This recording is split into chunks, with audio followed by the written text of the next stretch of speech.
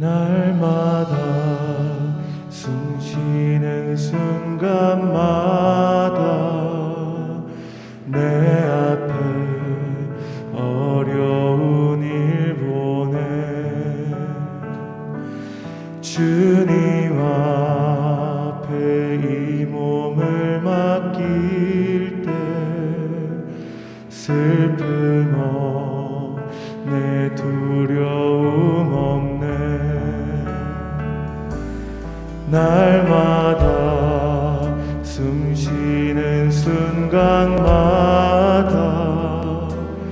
내 앞에 어려운 일 보내 주님 앞에 이 몸을 맡길 때 슬픔 없네 두려움 없네 주님의 그 자비로운 손길 항상 좋은 것 주시도다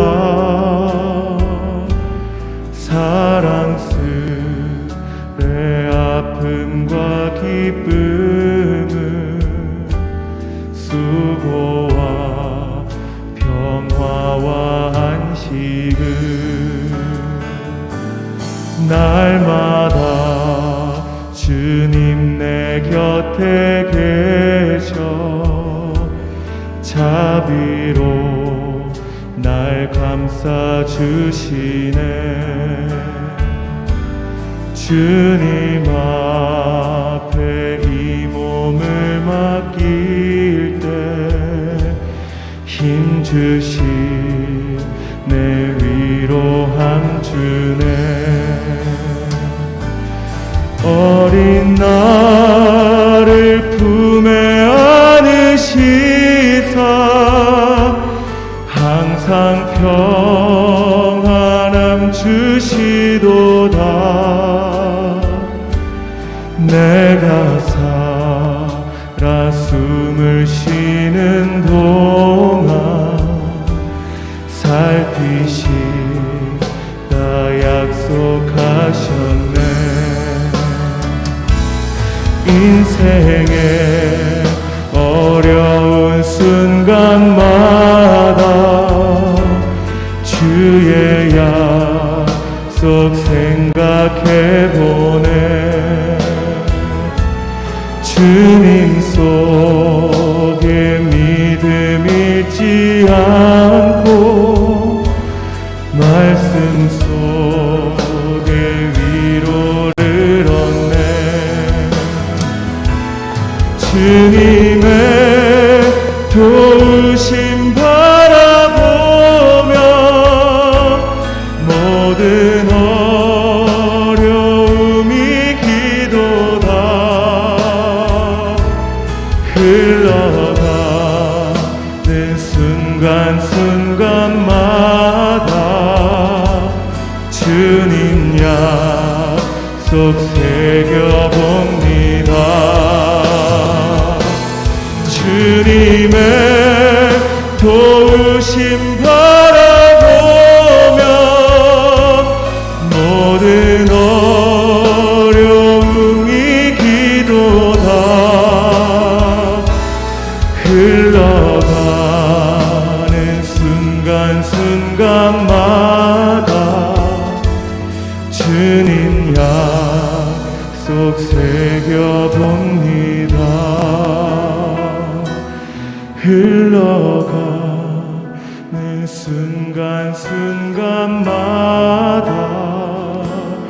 주님 약속 새겨봅니다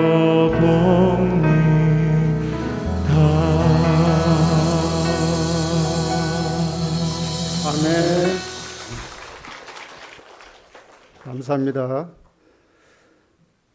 이제 죽도록 충성하라는 제목으로 노명기 목사님 나오셔서 말씀 증거하도록 하겠습니다. 나오실 때 우리 큰 박수로 환영해 주시기 바랍니다.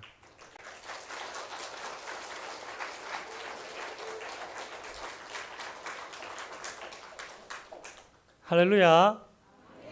우리 연평교회 성도님들을 다시 만나 뵙게 되어서 너무 반갑습니다. 오늘 잘 오셨습니다. 우리 옆 사람과 인사 나누시겠습니다. 잘 오셨습니다. 예배 성공이 인생 성공입니다. 자, 이제 다 같이 한번 고백하겠습니다. 예수님은 그리스도시요 살아계신 하나님의 아들이십니다.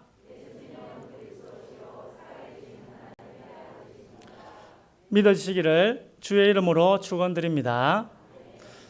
요즘 제가 살이 많이 빠져가지고 저는 되게 보기 좋은데 우리 어머니께서 무슨 병이 있나 싶어가지고 국가에서 하는 그 건강검진 그리고 건강검진 안에 위 내시경도 포함되더라고요. 대장 내시경까지 그 받아보라 해서 제가 전에 대장 내시경 한번 받아봤는데 죽겠더라고요. 그 봤는데 근데 효도하는 마음으로 최근에 받게 되었습니다. 그런데 살이 빠지니까 고지혈증이 제가 있었는데 그 잘 안 났더라고요. 근데 그게 다 치료되더라고요. 살이 빠지니 고지혈도 치료되고 또 뭐 다른 검사도 이상 없고 또 위장, 대장 또 조직 검사도 했는데 아무 이상이 없다고 그래 통보를 받았습니다. 왜 이런 말씀을 하느냐? 제가 은평교회를 섬길 수 있는 건강한 몸이다. 이걸 제가 말씀을 드리고 싶습니다. 많이 아시지만 제 신앙 이력을 잠깐 소개하고자 합니다. 저는 경북 고령에서 4대째 모태 신앙인으로 태어났습니다. 하나님께서 정조 할머니 때부터 믿음의 은혜를 주셔가지고 가문에 복음이 들어오게 되었습니다. 지금은 천국에 계신 또 할머니께서는 생전에 새벽 기도를 거의 빠지지 않으시고 저와 우리 가문을 위해서 그리고 교회를 위해서 늘 기도하셨습니다. 그 기도의 은혜로 지금 제가 있게 되었다고 믿습니다. 저도 그 기도의 바통을 이어받아 담당하게 되는 교회를 위해 우리 할머니처럼 매일 기도하기를 원합니다. 초등학교 6학년 1학기까지 시골 교회를 다니다가 6학년 2학기 때 대구로 이사를 왔습니다. 시골 교회는 통합책인데 어찌된 일인지 우리 할머니께서 합동측 교회를 정해가 오신 거예요. 그 합동측 교회가 바로 옛날 이름으로 하면 서문제일교회입니다. 하나님의 인도하심인 줄 믿습니다. 저는 고등학교 때는 늘 교회에서 살았던 것 같습니다. 교회 친구들과 선후배들과 어울려 놀기도 하고 또 모든 예배 거의 다 참석해서 은혜 받기도 하고 또 교회 미화도 되게 열심히 한 기억이 납니다. 우리 아들 보고 제가 아들만 셋인데 큰아들 보고 아빠는 청소년 때 교회가 그래 좋았는데 너는 왜 그러냐 그래 물었더니 아빠는 친구가 있어서 좋고 자기는 교회 가도 친구가 없다는 겁니다. 그리고 저는 수련회도 기억이 많이 납니다. 가서 같이 어울려가지고 뜨겁게 기도하고 또 뜨겁게 찬송하고 부흥 강사의 은혜스러운 말씀을 듣는 게 그렇게 좋았습니다. 또 교회에서는 금요 철야 예배 때 눈물을 흘리며 기도하는 그 모습이 자주 생각이 납니다.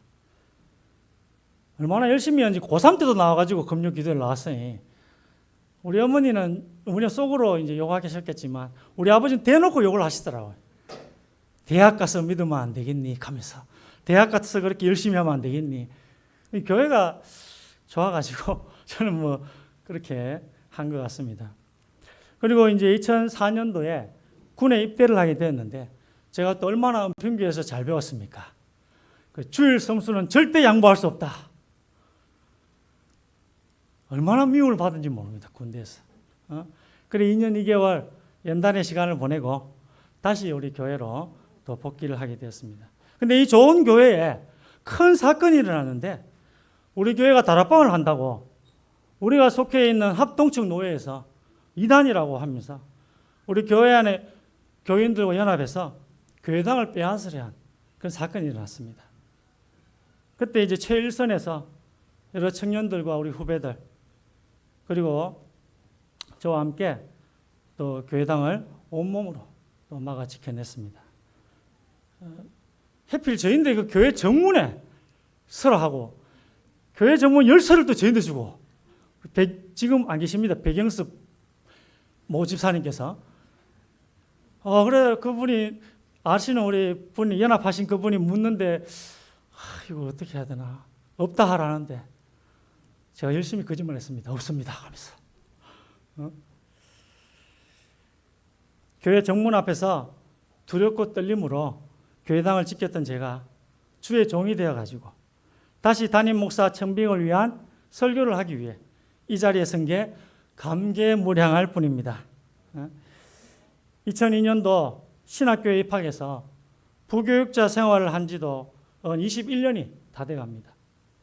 부교육자로서의 저의 이미지는 능력 있다 뭐 이런 이미지는 아니고 말 잘 듣는 착한 부교육자 이런 이미지입니다.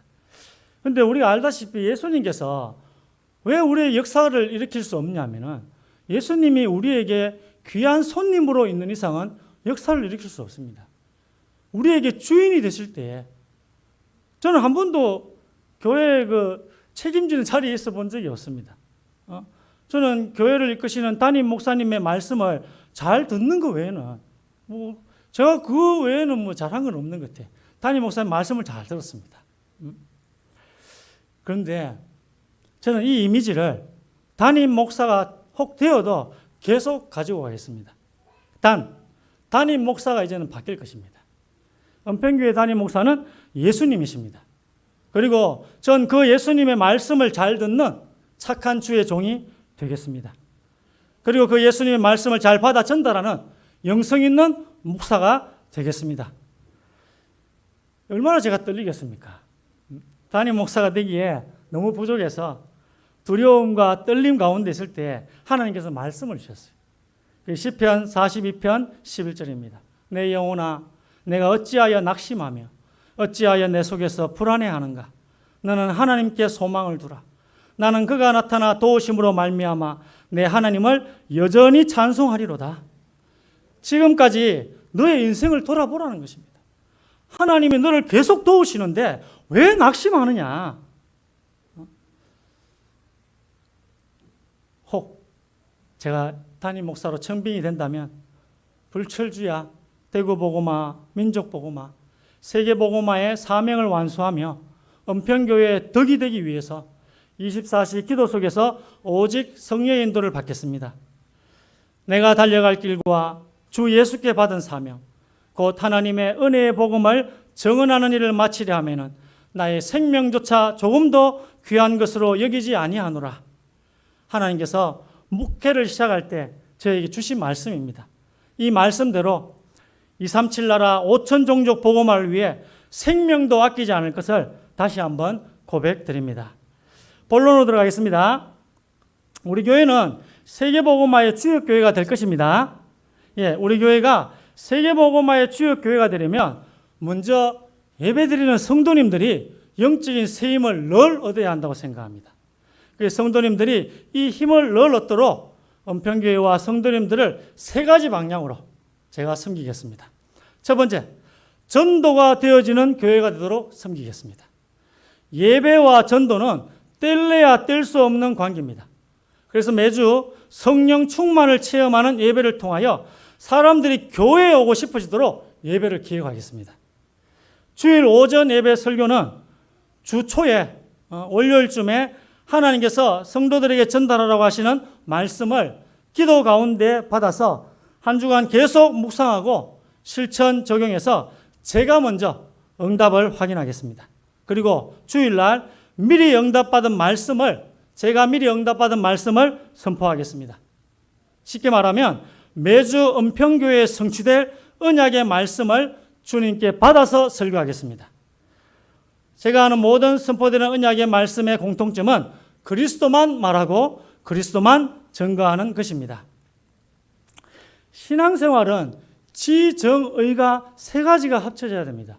지는 복음입니다. 지식. 그런데 너무 우리가 복음만 들으면 머리가 커지고 귀만 커지고. 그래서 이 들은 복음을 가슴으로 내려와야 돼. 그렇죠? 복음이 가슴으로 내려와야 돼. 감정입니다, 감정. 그리고 이 복음이 가슴으로 내려오고 손발로 또 내려와야 됩니다. 이게 행동입니다. 지정의가 다 되어야지 신앙생활을 잘하는 것입니다.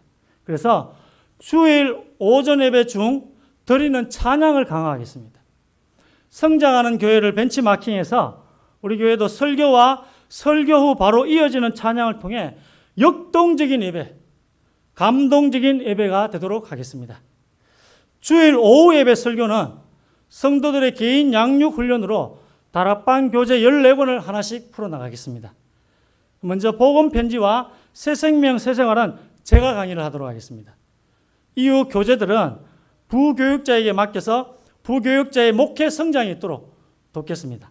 수요 예배 설교는 성경 66권을 창세기부터 한 권씩 강의를 하겠습니다. 우리도 종교 개혁자들의 절규처럼 성경으로 돌아가야 됩니다. 우리 인생의 모든 답은 성경에 있음을 믿습니다. 계시록 1장 3절에 말씀을 듣는 자와 읽는 자는 복이 있다 하였습니다.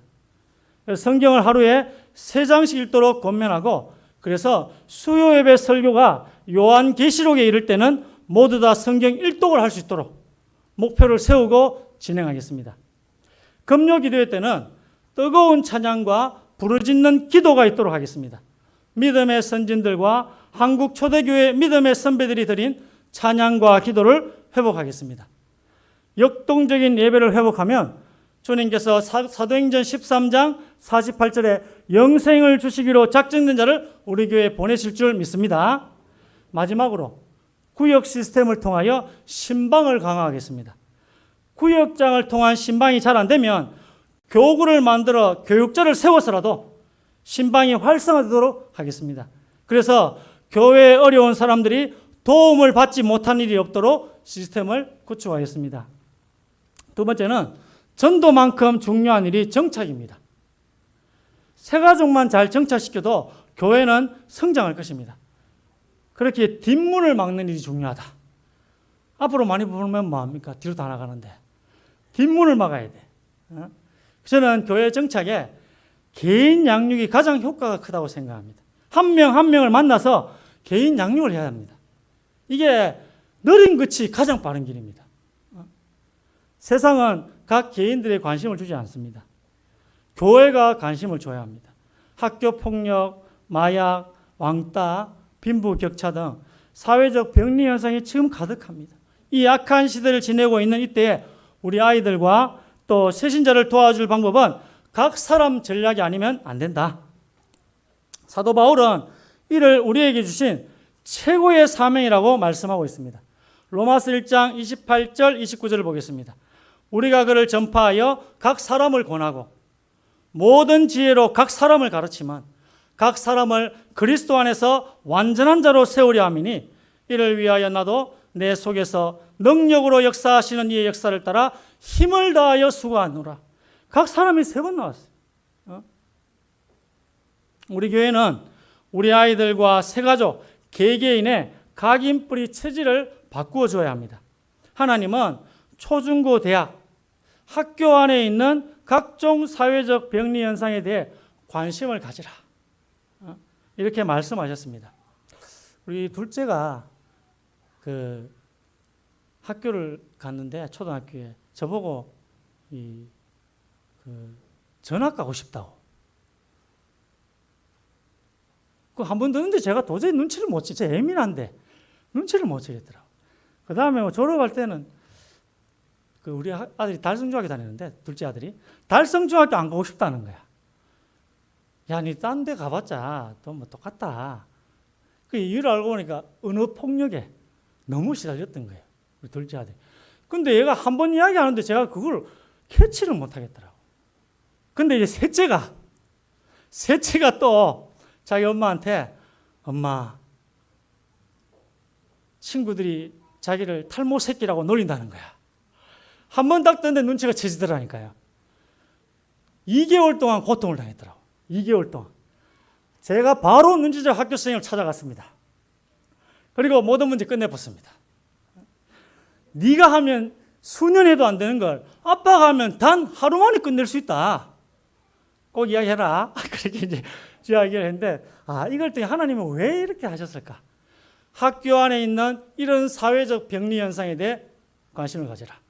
그래, 뭐 많은 사명이 있지만 저는 이 초중고 대학 안에 있는 모든 사람을 살리라. 이 사명을 저에게 하나 주셨다 생각합니다. 이를 위해서 밥 먹을 때마다 막 영역, 지력, 체력, 경제력, 인력 달라고 제가 기도하고 있습니다. 자, 사도행전 20장 29절에 보니까 사나운 1인 사단, 거짓 선지자들이 지금 어린 양들을 다 잡아먹고 있다고 말씀하고 있습니다. 30절에는 너희 중에 어그러진 말을 하는 자가 일어나서 교회를 무너뜨릴 것이다. 31절에 보니까 바울이 3년이나 밤낮 각 사람을 눈물로 훈계한 것을 기억하라고 합니다. 각 사람이 뭐겠어요? 바로 개인을 말합니다. 늦더라도 이래 하셔야 돼. 늦더라도. 한 명 한 명입니다. 그래서 우리는 개인 양육 다락방을 하든지 아니면 내가 받든지 아니면 참석해서 보든지 이 세 가지 중에 하나는 해야 할 것입니다. 32절에는 말씀 위에 든든히 세우라. 지금 악한 시대가 왔습니다. 성경대로 여러분 그렇게 될 줄 알고 우리는 개인 전략을 사용해야 합니다.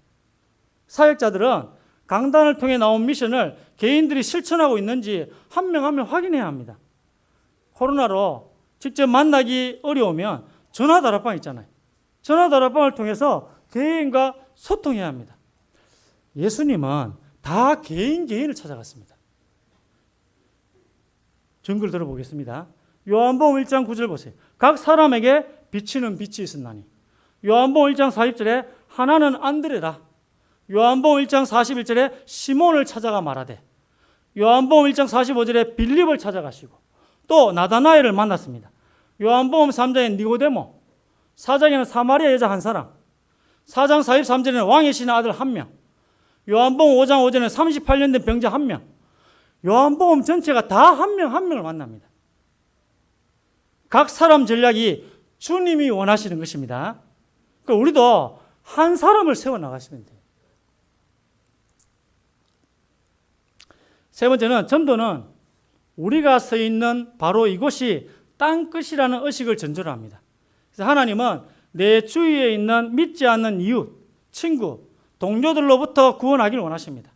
그래서 각 가정과 학교, 직장에서 소그룹 모임인 다락방을 열어 관계 정도를 중심으로 전도가 생활화되도록 하겠습니다. 사도행전 13장 1절에 보니까 안디옥 교회에 선지자들과 교사들이 있으니 곧 바나바와 니게르라 하는 시므온과 구레네 사람 루기오와 분봉왕 헤롯의 젖동생 마나엔과 및 사울이라. 이 바나바는 사도입니다. 착한 사람이라 했습니다. 니게르라 하는 말은 흑인, 구레네 사람은 시골 사람입니다. 마나엔은 교회를 핍박하는 헤롯 왕가의 왕족입니다. 또 마지막 사울은 예수 믿는 자를 죽인 살인자요, 핍박자요, 폭행자였습니다. 우리 중에 바울만큼 막 나간 사람은 없습니다. 바울이 세계 선교를 했다면 여러분도 하실 수 있습니다. 바울이 된다면 여러분도 될 수 있습니다. 너무나 다른 5명의 사람들이 한 팀이 돼가지고 안디옥 교회를 섬기고 또 세계 선교를 감당했습니다. 이처럼 우리도 5인 1조 시스템으로 서로 간의 성향이 좀 다를 수도 있지만 5사람이 한 다락방의 구성원이 될 것입니다. 그들이 모여 태신자를 정하고 기도하면서 관계 맺기를 할 것입니다. 매주 만나가지고 전도 대상자를 매주 만나서 관계를 맺다 보면 성령의 역사로 대상자의 마음이 열립니다. 한 명의 힘은 약하지만 여럿이 기도하면 성령의 역사하신다는 것입니다. 사도행전 16장 14절에 주께서 루디아의 마음을 열었다 하셨습니다. 그래서 전도 대상자들은 이런 전도 대상자들은 다락방에 초청되고 또 다락방에서 복음을 듣고 하나님을 만난 이들은 또 교회로 초청되어 결신하게 될 것입니다.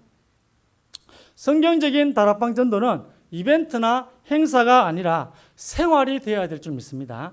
그래서 이를 위해서 전도에 관한 12강의 메시지를 제가 특별 새벽 기도를 통해서 하도록 하겠습니다. 위에 3가지 예배, 전도, 양육 시스템이 아무리 좋아도 성령이 역사하지 않으시면 다 무용지물입니다. 그러나 조금 시스템이 허술해도 성령이 역사하시면 많은 전도의 열매, 부흥의 열매를 맺을 줄 믿습니다. 스가랴 4장 6절에 보니까 만군의 여호와께서 말씀하시되 이는 힘으로 되지 아니하며 능력으로 되지 아니하고 오직 나의 영으로 되느니라. 이런 시스템이 아무리 좋아도 이게 내 힘으로는 되지 않는데, 그리고 이게 우리의 힘으로, 우리의 능력으로 되지 않답니다. 오직 하나님의 성령으로 되느니라. 그래서 이 세 가지 시스템이 잘 돌아갈 수 있도록 저는 기도로 성령의 기름칠을 하겠습니다. 어느 정도 기도할 것인지는 결론에 말씀드리겠습니다. 큰 두 번째, 기도하는 교회가 되도록 섬기겠습니다. 마가복음 11장 17절에 이에 가르쳐 이르시되 기록된 바 내 집은 만민이 기도하는 집이라 칭함을 받으리라고 하지 아니하였느냐. 너희는 강도의 소굴을 만들었도다 하시매, 예수님께서는 교회는 기도하는 집이다라고 하셨습니다. 그런데 마가복음 11장 17절 말씀 끝에 보니까 교회가 기도하지 않으면 강도의 소굴이 된다고도 하셨습니다. 그러니까 교회가 기도하지 않으면 엉뚱한 일을 하게 된다는 거예요. 우리 교회는 기도하는 교회가 되어야 합니다. 이렇게 되도록 담임 목사가 먼저 본을 보이겠습니다. 저는 담임 목사가 해야 될 일이 네 가지가 있다고 생각합니다. 하나는 기도 많이 하는 것이요. 또 하나는 성취될 말씀으로 설교하는 것이요. 세 번째는 성도들을 그리스도의 몸인 교회를 세우는데 헌신할 수 있도록 훈련시키는 것이요. 마지막 네 번째는 교회가 나아갈 방향을 제시하는 것이다 라고 생각합니다. 기도하는 것과 말씀 전하는 것에 오로지 힘쓰도록 하겠습니다. 자, 두 번째, 왜 지혜가 중요할까요? 뜬금없이 지혜냐? 잘 들어보시기 바랍니다. 지혜 있는 자의 특성은 갈등을 해결하는 데서 드러납니다. 교회에 문제가 일어났을 때 해결이 안 되는 이유는 믿음이 없기 때문이 아닙니다. 지혜 있는 자가 부족하기 때문입니다. 지혜는 우리 스스로 구할 수 있는 건 아닙니다. 지식하고 다르거든요. 그래서 성경은 지혜가 하나님의 선물이라고 선언합니다. 야고보 사도는 야고보 1장 5절에 너희 중에 누구든지 지혜가 부족하거든 모든 사람에게 후히 주시고 꾸짖지 아니하시는 하나님께 구하라. 그리하면 주시리라고 권면하고 있습니다.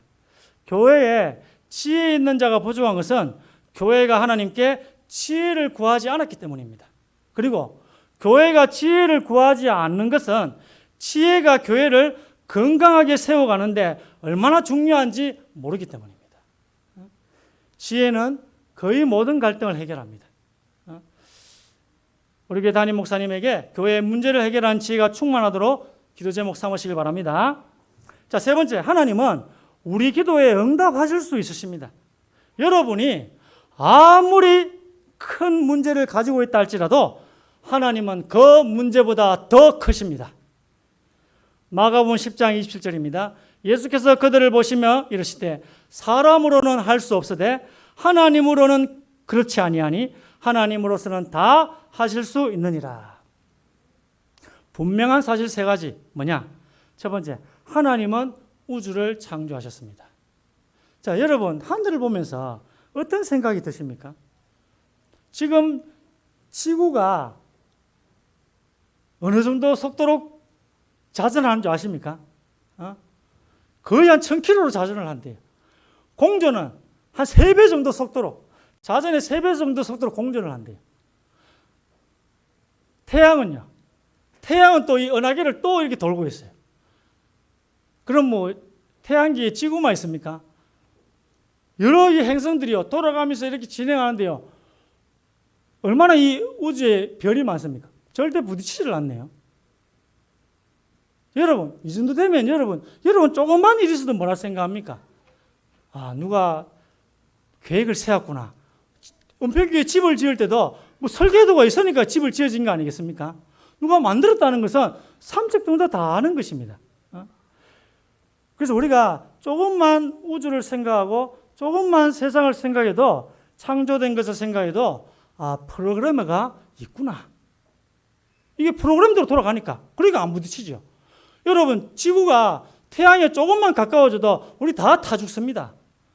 지구가요 태양에 조금만 멀어져도 다 얼어 죽습니다.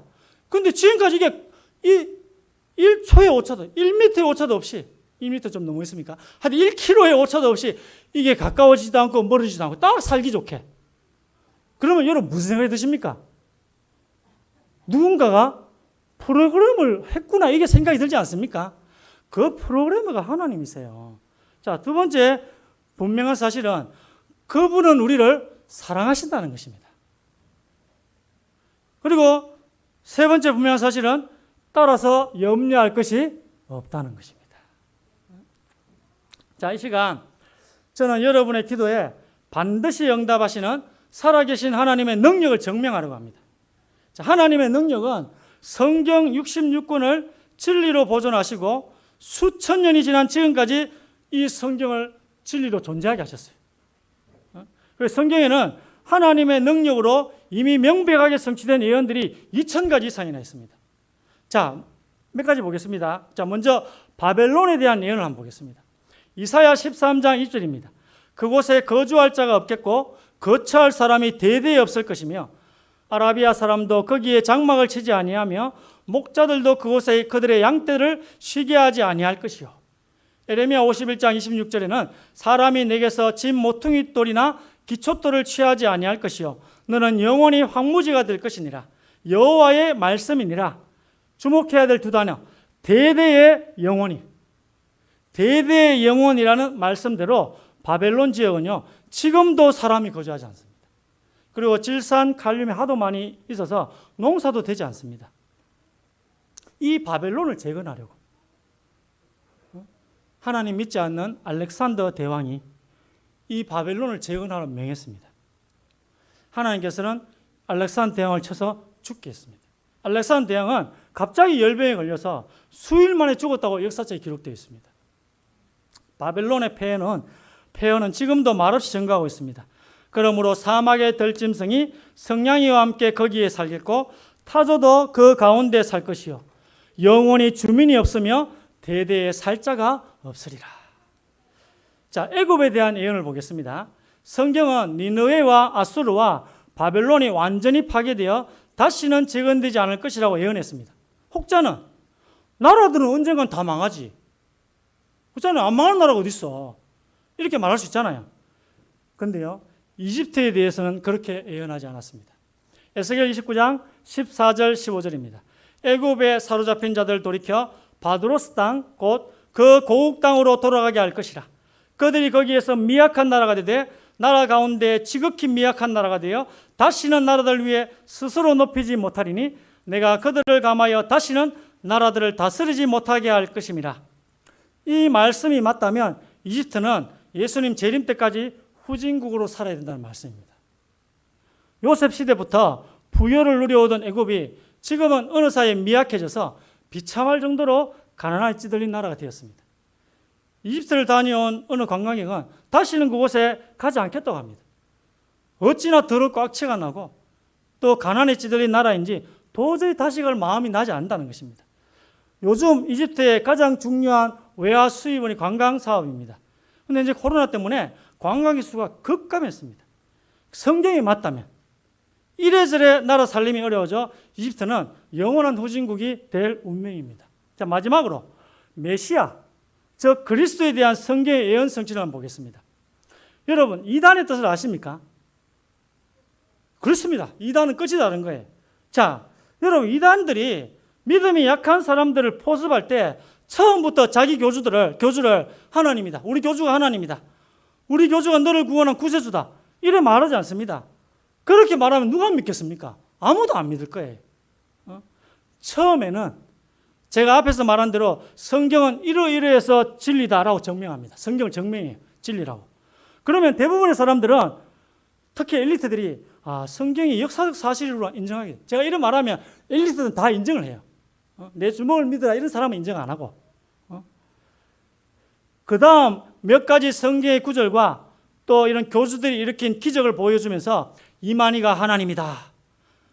이렇게 가르치니 성경을 진리로 인정하게 된 그들이 이만희를 하나님으로 믿을 수 있게 되는 거예요. 이해되시죠? 왜 이단이 넘어가는지.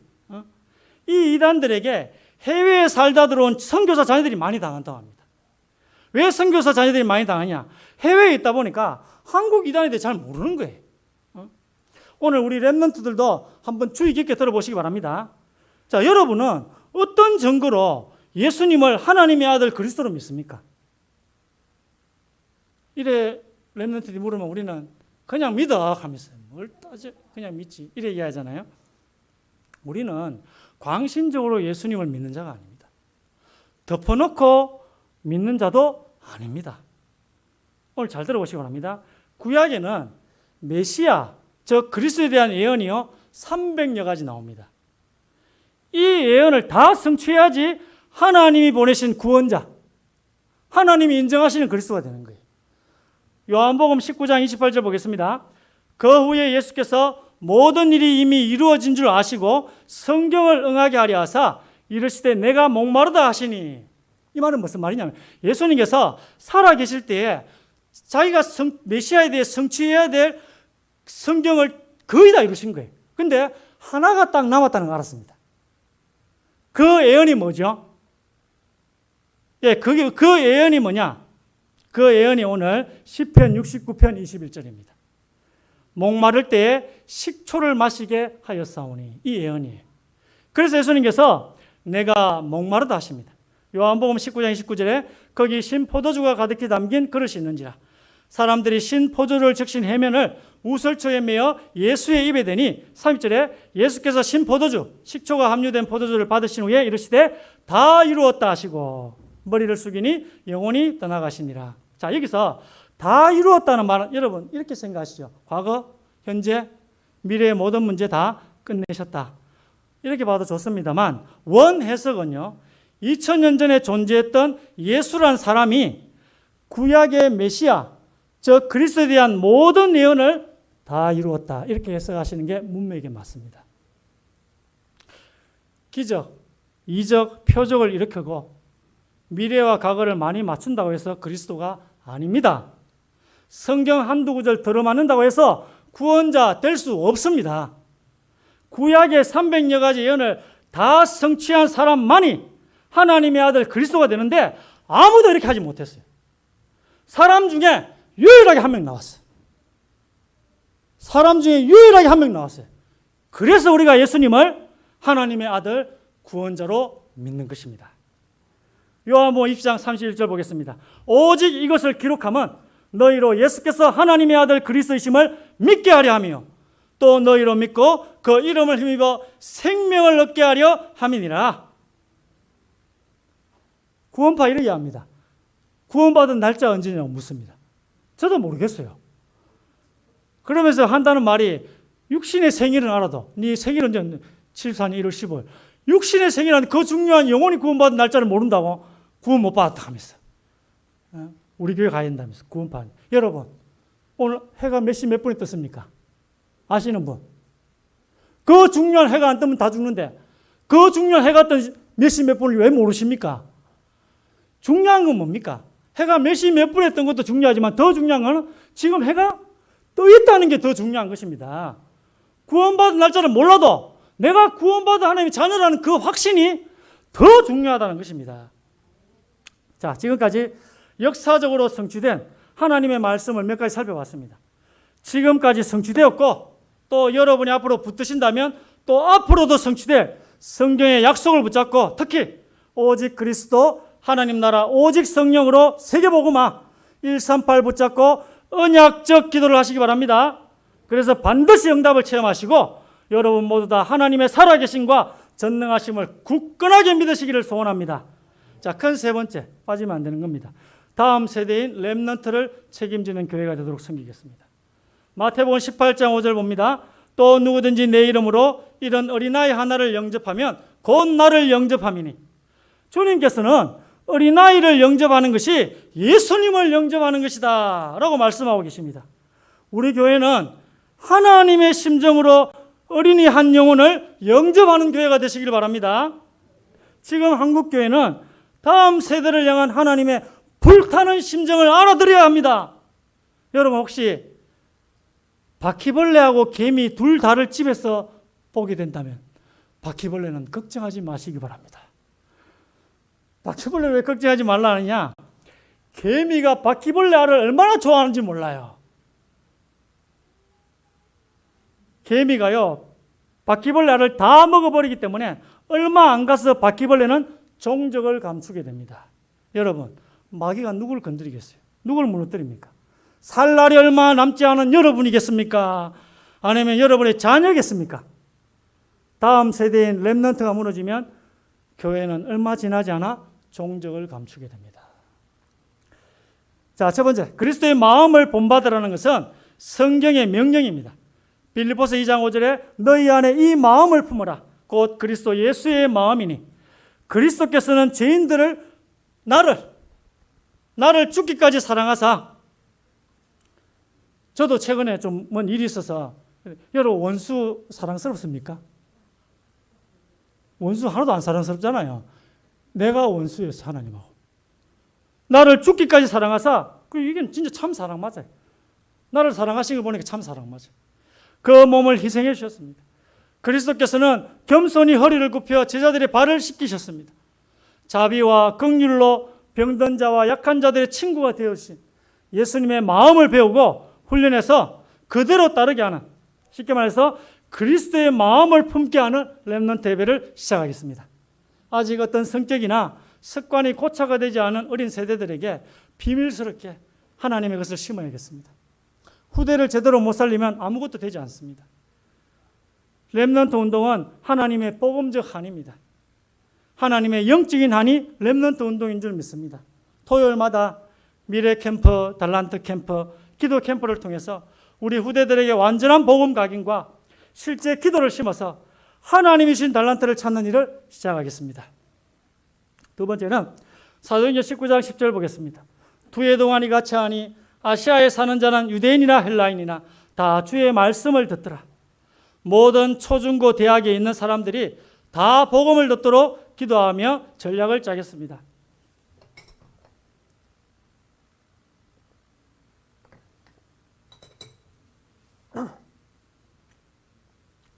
초등학교 전도는 제가 이전에 송현 초등학교 전도를 해봤습니다. 우리 모 권사님이 너무 이렇게 잘 큰 분이 되어주셔가지고 저 송현 초등학교 많이 복음을 들었어요. 그때 이제 주로 한 게 파라솔 아시죠? 큰 우산 그 세워놓고 사탕 주가면서 그래 전도를 했는데, 어쨌든 이 파라솔을 우산같이 생긴 파라솔을 세워놓고 학교 앞에서 했던 전도를 교회 주변 초등학교로 확대해서 하도록 하겠습니다. 중고등학교 전도는 1:1 개인 양육을 통해서 전도의 문을 찾는 게 중요합니다. 제가 지금 있는 교회에서 사역을 보고하자면 캄보디아 다민족 중학생 1명을 통해서 순수 한국 사람을 포함해서 다민족 7명이 교회가 되었어요. 그리고 매주 9명이 현장 다락방으로 연결돼가지고 현재 제가 사역하고 있습니다. 1명. 그리고 대학 전도는 대구 경북 지부 파라 사역자들과 또 우리 교회 대학생들을 거점으로 삼아 모든 사람이 듣도록, 대학 안에 있는 모든 사람이 듣도록 방향을 잡고 전도하겠습니다. 전에 제가 이 대학 사역을 좀 해보니까 일단 교수님들 못 만나고 또 벤치에 앉아있는 친구들 찾아가는데 저보다 더 빨리 일어나더라고요. 왜냐하면 이단인 줄 알고 전도하러 올 줄 알고. 근데 딱 하나 경계도 하지 않고 받아들이는 사람들이 있더라고요. 담배 피우는 사람이라. 제가 가니까 경계도 안 해요. 담배 피러 온 줄 알고. 가가지고 복음 전하러 왔습니다 하는데 얼떨떨한 그 10초가 주어지더라고요. 10초가.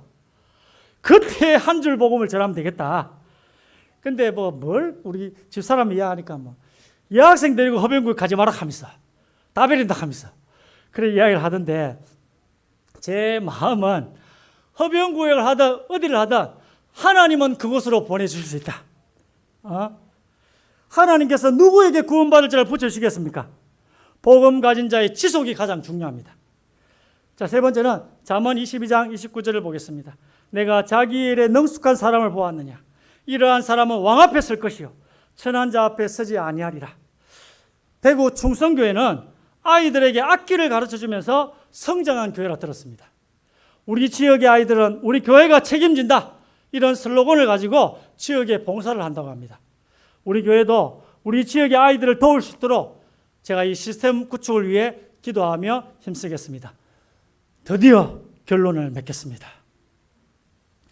예수님께서 마가복음 8장 35절에 누구든지 자기 목숨을 구원하고자 하면 잃을 것이요 누구든지 나와 복음을 위하여 자기 목숨을 잃으면 노명진 목사의 목숨을 잃으면 구원하리라 말씀하셨습니다. 계시록 2장 10절에 너는 장차 받을 고난을 두려워하지 말라. 볼지어다 마귀가 장차 너희 가운데서 몇 사람을 오게 던져 시험을 받게 하리니 너희가 10일 동안 길지 않다는 거예요. 환난을 받으리라. 내가 죽도록 충성하라. 그리하면 내가 생명의 관을 내게 주리라. 은평교회를 지원한 저에게 주신 말씀입니다. 주님이 저에게 주신 담임 목사의 비전을 이룰 수 있도록 주님께서 저에게 긍휼을 베풀어 주시기를 원합니다. 이 시간 제 다짐을 말씀드리겠습니다. 은평교회가 전도가 되어지는 교회, 기도하는 교회, 렘넌트를 책임지는 교회가 되도록 이 은평교회를 향한 주님의 소원을 이루기 위해 죽도록 충성하겠습니다. 생적사 사적생, 그리스도와 복음을 위하여 죽고자 하면 살리라. 주님께서는 저와 여러분과 은평교회를 다 살리실 줄 믿습니다. 이수진 장군 생각나죠? 생적사 사적생. 이수진 장군은 싸움을 할 때요 절대 가까이 먼저 붙지 않습니다. 왜 절대 안 붙냐면 일본 사무라이들이 가까이 붙으면 백전백패예요. 근데 우리나라에서 발달한 무기가 하나 있습니다. 그게 화포예요. 대포. 채무선 아시죠? 그리고 일본에서 발달한 무기는 칼하고 총이에요. 총. 근데 어디가 더 멀리 나가겠습니까? 총이겠어요? 대포겠어요? 화포가 훨씬 멀리 나가요. 그래서 이수장군 전략은 뭐겠습니까? 먼저 먼 거리에서 일단 화포로 박살을 내버리는 거예요. 그리고 이제 붙어서 싸우니까 23성에 놀라운 신화를 쓰게 된 거예요. 제가 여러분들의 가정과 가문, 직장, 사업, 그 현장에 매일 기도의 대포를 쏘아드리겠습니다. 여러분은 여러분의 현장에 가서 그냥 승리의 깃발만 꽂으시면 되도록 여러분을 위한 중보기도에 생을 걸겠습니다. 에베소 6장 18절에 모든 기도와 간구를 하되 항상 성령 안에서 성령의 도움을 받아 기도하란 말이에요. 성령 안에서 기도하고 이를 위하여 끼어 구하기를 항상 힘쓰며 여러 성도를 위하여 구하라. 여러 성도를 위하여 구하라는 이 번역은 다른 많은 번역본에는 모든 성도를 위하여 구하라라고 되어 있습니다. 저는 월요일부터 금요일까지 새벽 3시간씩 모든 성도들과 렘넌트의 이름을 한 명 한 명씩 부르며 그들의 가정, 가문, 학교, 직장, 사업, 전도 대상자를 위해 기도하겠습니다. 네 힘으로 할 수 있느냐? 성령의 도움을 받아 하겠습니다. 교인들의 명단에 적힌 교적부를 보면서 지속적으로 위하여 기도하겠습니다. 또 하나님께서 교회의 갈등을 치유할 지혜의 문을 비롯한 오력의 문도 이 기도 시간에 열어주실 줄 믿습니다. 매일 밤 9시 기도에도 가지겠습니다. 이 시간에는 이사야 60장 1절에서 5절의 말씀을 붙잡고 어두움이 땅을 덮고 캄캄함이 만민을 가리운 이 시대에 일어나 빛을 비출 제자들을 양육시키는 시간으로 갖도록 하겠습니다. 부족한 사람의 설교를 끝까지 경청해 주셔서 감사합니다. 은평교회와 당에 예배드리시는 모든 성도님들에게 말라기 3장 10절에 약속하신 하나님의 놀라우신 은혜와 복이 더 이상 쌓을 곳이 없도록 쏟아 부어지기를 간절히 소원합니다. 여러분 혹시 이 찬송 아십니까? 기도할 수 있는데 왜 걱정하십니까? 기도하면서 왜 염려하십니까? 오늘 이 혹시 반주 가능하십니까? 오늘 이 찬송하시면서 하나님의 뜻과 계획, 하나님의 마음을 깨닫게 되는 이 찬양이 되시기를 주의 이름으로 소원합니다.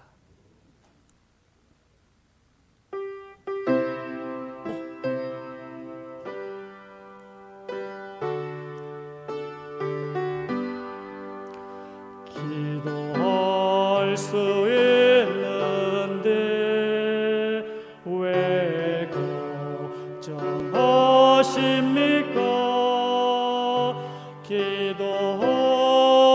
기도하면서 왜 염려하십니까? 기도할 수 있는데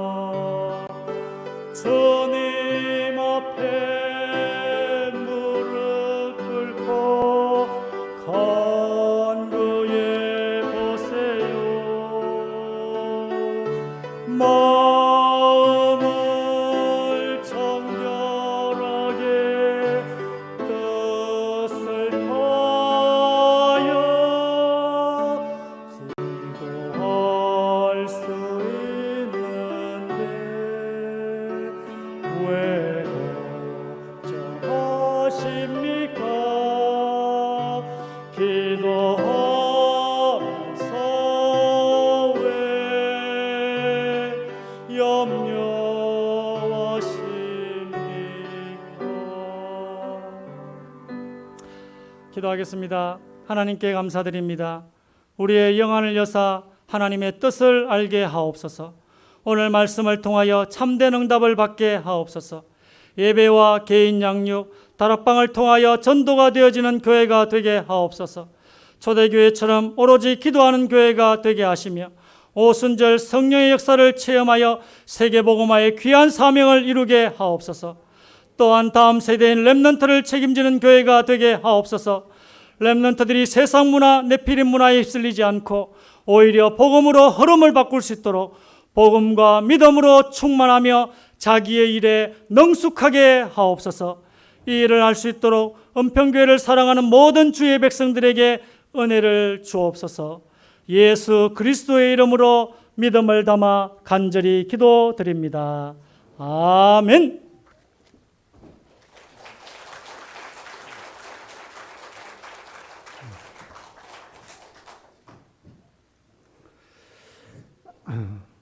정빙의 그 초청 강사로 오셨